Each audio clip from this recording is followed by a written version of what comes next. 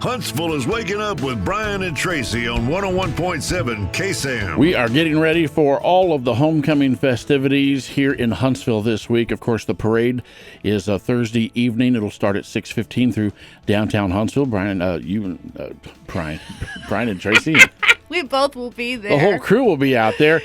Tracy and I will be in the KSAM van, so wave us as we drive by. We'll try to aim at you and get you with some candy. There you go. That's some good stuff. Keep your hands out there for that. And then, of course, football on Friday. We've got the homecoming game at the brand new HISD Stadium. This is historic because before this, the Hornets played their home games at Bauer Stadium. Before that, it was Pritchett Field, going way back.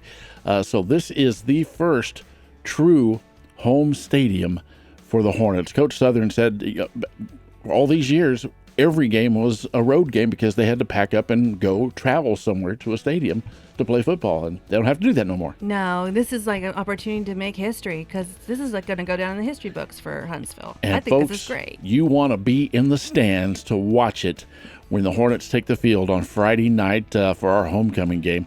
This is going to be fantastic. We have ticket information online at KSAM1017.com. Get those tickets right now. And by the way, you can also sign up for our Hornet Superfan gift pack. Tomorrow, we're going to draw that winner, and they're going to get a 4-pack of reserved chairback tickets for this homecoming game on Friday night against Rudder. So, and there's going to be all kinds of swag to go with that: shirts and ball caps and koozies and sunglasses and flags, and it's just going to be a great Superfan gift pack. So go sign up now, KSAM1017.com.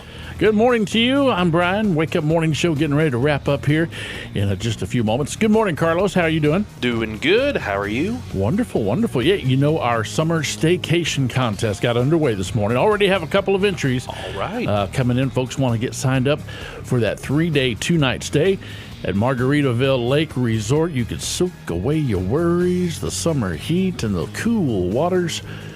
Nice, right? Makes me want to just turn the mic off and leave. That makes me want to go enter into that contest, but I cannot.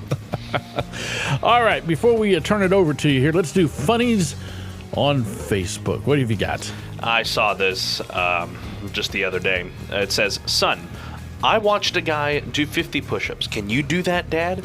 Dad responds, "Of course. Not to brag, but I could probably watch someone do 100 push-ups." That's right. I could probably do even one better than that. I can watch somebody do 150. Yes.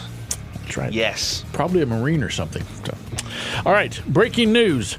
Today I used that piece of wood that I've kept in my garage since 2006, just in case I might need it. I have got several pieces of wood that I'm saving because I might need them someday. It's funny. I went back home over the weekend, went and saw the family. Actually caught an Astros game, but we have a lot of that in our garage, just sitting there. And I'm like, "Dad, what are you doing?" What do you got? One person responded to another on this post. So the first person said and asked, "What is one thing that became more clear as you got older?" The person responded, "Why the Grinch wanted to live alone with his dog." That's right. Comes much clearer the older I you get. understand it clearly now. Okay, one more. If you look really closely, all mirrors look like eyeballs. Oh, come on! That's a great dad joke right there. That's a great start to my day. Music-wise, what do you have? Got some good stuff on the way. John Party, a new one from Gabby Barrett, a throwback from Larry Gatlin, and so much more to start the midday show today. All right, thanks, Carlos. Yes, sir. Carlos Zimmermann with you on the midday show. Got your weather forecast on the way in a few moments. Also got Parmalee, Lainey Wilson this hour, along with a flashback from Ricky Skaggs. That's right. All right, time to ask you, should phones be banned from classrooms to help kids focus? Help kids focus. Goodness gracious. The UK just announced they're doing it. Kids in England won't be able to have their phone in class and can't use it between classes either. Officials say phones at school are one of the biggest issues that teachers deal with every day. Some schools already make kids hand in their phones at the start of the day, but now it'll be mandatory in the United Kingdom. But a new study has found that almost all kids are using their phone during school hours now. They polled 200 students between the ages of 11 and 17, and 97% admitted to it. See, when I was in high school, I went to a tiny private school down in Houston, and oddly enough, I didn't have my first phone I didn't get until I was 18 after I graduated high school. That was probably better off for me because, when I look at my phone now, all the ways that I do, it's just, I'm on it all the time. Partly because of work, but either way, I digress. But at my high school, one of our teachers, actually almost all of our teachers, had a little basket on their desk, and that's where everyone put their phones. And if you were caught with your phone, you lost it throughout the day. Kids, if you're listening, it teaches you a lot. Trust me, it really does. Builds character. All right? Plus, you're supposed to be at school to learn, not be on your phone doing TikToks and whatnot. Good afternoon, I'm Carlos Zimmermann. Your Southeast Texas weather forecast is on the way, but it is time to take a pause and take a look at our good news of the day. Here's a crazy coincidence. A couple in Florida just had their third kid last month, and all three of their daughters share the same birthday. Their daughter Jasmine was born September 3rd, 2020. Their second daughter, Jessica, was born a year later on September 3rd, 2021. And their new baby Juliet arrived on September 3rd last month. And none of them were planned C-sections. They were all natural. A 104-year-old woman in Chicago, her name is Dorothy Hoffner. She just broke a world record. She's the oldest person to ever go skydiving. The previous record was a 103-year-old Swedish woman who went skydiving last year, and there is a video of Dorothy doing the skydiving on the KSAM Facebook page. And folks, a 17-year-old Ohio girl named Megan Crafty missed her senior homecoming dance to have a brain tumor removed. So the hospital she was in, the Cleveland Clinic, threw another homecoming dance just for her and her boyfriend. And that's your good news of the day as you make your rounds on this Tuesday, wherever you may be, whether you're at work or school. I hope that warmed your heart and give you some encouragement to get you through the rest of today and on into Wednesday tomorrow. That's Kenny Chesney. You had me from hello on your hometown radio station, 101.7 KSAM. I'm Carlos Zimmermann. Glad to have you with me on the midday show. You are listening to 90s at noon. It's time for a food story, folks. That's right. A poll of 5,000 Americans found 69% of them think pizza is a solid breakfast option. Here's some more stats from that poll. The average American eats 180 slices of pizza a year. That's just under 23 pizzas, or about 2 per month, all on your own.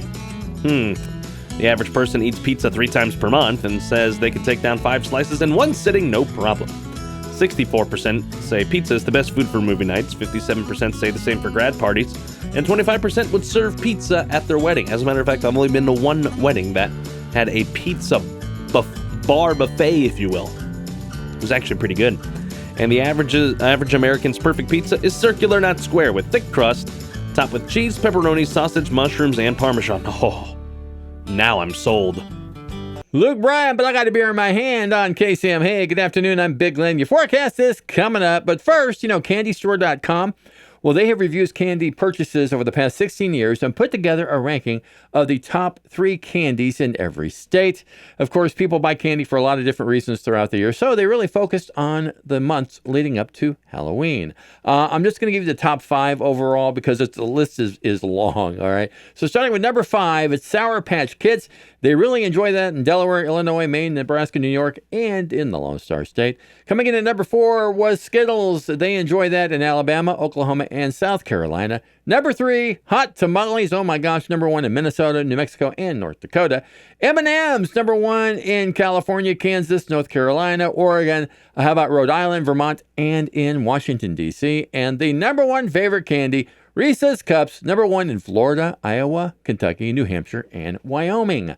Are any of your favorites on that list? All right, your hometown radio station, 101.7 KSAM. Luke Bryan right there. Good evening, I'm Big Glenn. Your forecast is coming right up. So let me ask you, have you ever grabbed a few squares of toilet paper and been frustrated because it didn't tear all the way across in a neat line?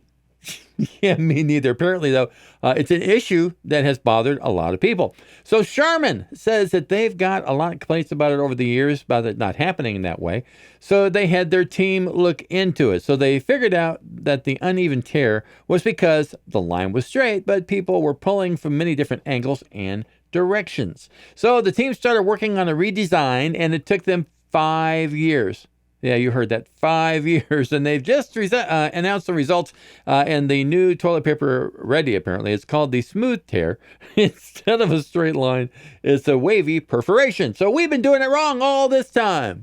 Kelsey Ballerini here on 101.7 KSAM, playing today's best country and all of your favorites. All right, folks, we got to have a little discussion here. Apparently, there's this thing that's going around Target and around the internet that's based at Target. Apparently, I don't know where this came from, first off, but, you know, you've got trends like Beanie Babies, Tickle Me Elmo, Furby, Hatchimals, if you remember those. But this one is probably stranger than all of these kind of hot toy trends, right? Over the past week, a Halloween decoration at Target has gone viral all over the internet. It's a jack-o'-lantern humanoid that's dressed like a ghoul. It's 8 feet tall, and it costs $180. Apparently, it has a name. You push the button it has on it, and it speaks, and its main line is, "I am not a jack-o'-lantern," emphasis on not. "My name is Lewis." Some other lines it adds includes, "Trick or treat, all you creepy crawlers. Hello, hello. I'm so happy you could carve out some time to come out tonight. And crooked smile and glowing eyes, I see all your tricks from way up high." That one's actually pretty good. That's a good rhyme. Apparently, Lewis, quote unquote, is sold out everywhere, despite being a huge, expensive, and Halloween decoration that's going to spend 11 months sitting in your garage. But even if you can't find a Lewis right now because they're sold out, you can still visit them. Many Target locations have Lewis set up inside the store, and people have been posting videos on social media for quote unquote meeting him like he's a celebrity. Videos like those are what made Lewis go viral in the first place, and with people saying things like Lewis is the best decoration of all time. Okay, sure. Others have created shirts inspired by Lewis, and people have publicly called out Target locations that don't have Lewis plugged in. Target has not commented, obviously, so it's unclear when or if Lewis will be back in stock. But yeah, that's I don't get social media trends anymore. I really don't.